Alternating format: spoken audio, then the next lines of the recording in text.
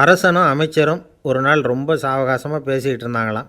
அரசன் அமைச்சரை பார்த்து ஒரு கேள்வி கேட்டிருக்கார். ஏங்க அமைச்சரே, ஆசை இல்லாத ஒரு மனுஷனால் இருக்க முடியுமா அப்படின்னு.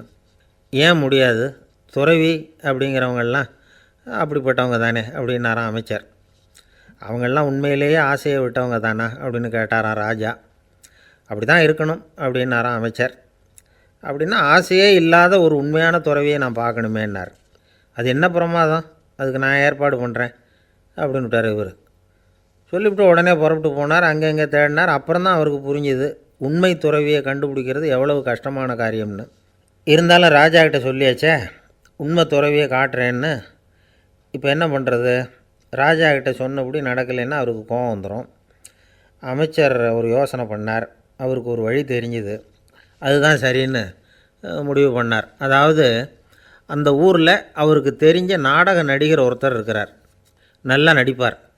அவரை போய் பார்த்தார். இதை பாருப்பா, எனக்காக நீ ஒரு காரியம் செய்யணும்னார்.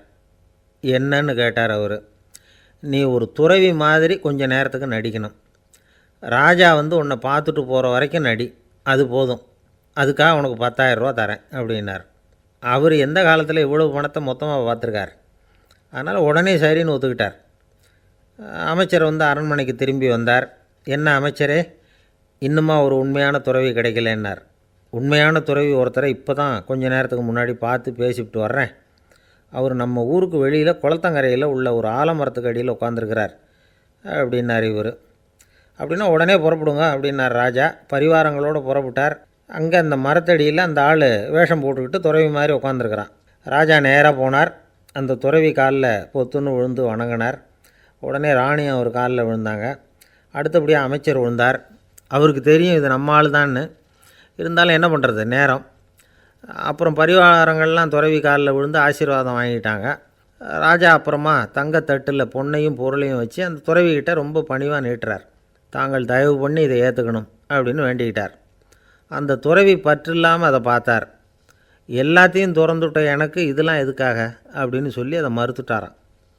ஆஹா, உண்மையான துறவியை பார்த்துட்டோம் அப்படிங்கிற ஆனந்தம் அரசருக்கு. ரொம்ப நிம்மதியாக திருப்தியாக திரும்பி வந்தார் அரண்மனைக்கு. அதுக்கப்புறம் அமைச்சர் யாருக்கும் தெரியாமல் அந்த துறவிகிட்ட ஓடினார்.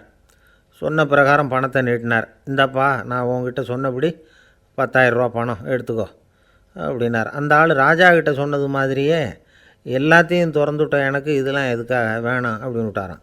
நடித்த வரைக்கும் போதும்ப்பா, இனிமேல் இந்த நாடக வசனம்லாம் வேணாம், வேஷத்தை கலைச்சிரு, பணத்தை வாங்கிக்கோன்னார்.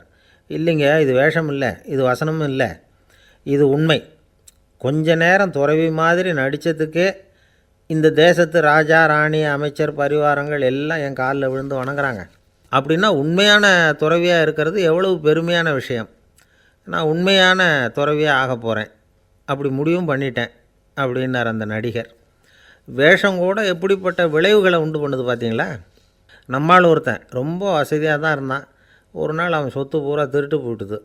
அதுக்கப்புறம் இவன் துறவி மாதிரி ஆகிட்டான். ஊர் ஊராக சுற்றினான். ஒரு குருநாதரை தேடி கண்டுபிடிச்சான். அவர்கிட்ட சீடனாக சேர்ந்துக்கிட்டான். அவனை பார்த்து ஒருத்தர் கேட்டார், நீ உண்மையான சீடன் தானான்னு. இல்லைங்க, சீடன் மாதிரி நடிச்சுக்கிட்டு இருக்கிறேன் அப்படின்னா. அது குரு துரோகம் இல்லையா அப்படின்னு கேட்டார் அவர். இல்லைங்க, நான் பண்ணது குரு துரோகம் இல்லை, என் குரு பண்ணது தான் துரோகம்.